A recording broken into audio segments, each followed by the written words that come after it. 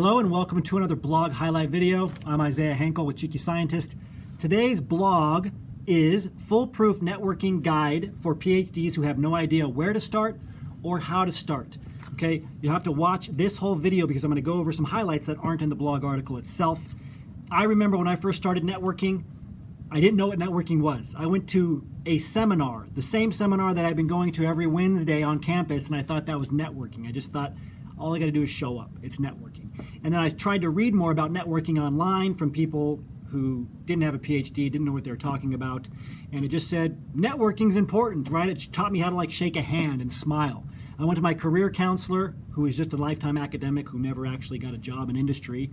And in retrospect, I shouldn't have been listening to them. But they told me that networking is important. Go do it. Just go meet people and ask them for jobs at the event. That was actually their advice, right? Like, ask people that you meet if they have any jobs available.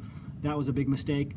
I got a lot of advice that was bad advice, a lot of misinformation. You're probably the same. What this article does is it breaks down how to network from a PhD mindset, okay? Our articles are written by PhDs, and it breaks things down sequentially and actually tells you what to do deeper than, shake somebody's hand or smile. Okay, for example, this article talks about networking with a clear goal and organizational strategy.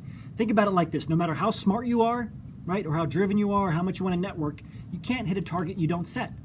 So what's your target? What are your goals? How many connections do you want to have at a networking event? Newsflash, you don't have to go to a 3-hour networking event the entire 3 hours. They're 3 hours long so as many people can come as possible, no matter when they get off work or if they have to be home, whatever. You should only be going to networking events to start for 15 minutes, 30 minutes tops. Meet 3 to 5 people, get their contact information, and then leave.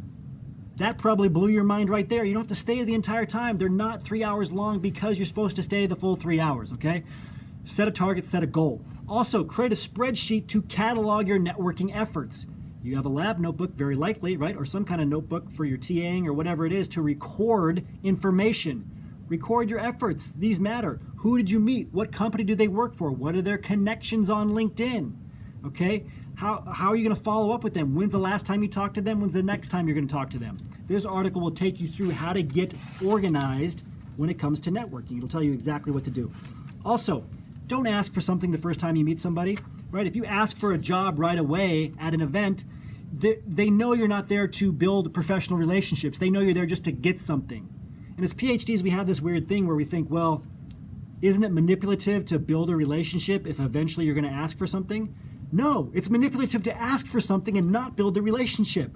Find out about the other person, get to know them, right? Anything that your mind tells you in terms of, well, this is just fake or not real, whatever, that's an issue you need to deal with right here because you have to actually care about the professional relationships you're building. You have to actually know that the people you're talking to matter and are real and you'll likely be working with at some point in the future.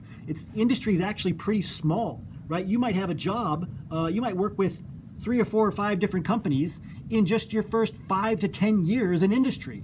And you might work with somebody that you know right now that you're meeting for the first time at an event. You might work for them 3 years later at the second company you work for.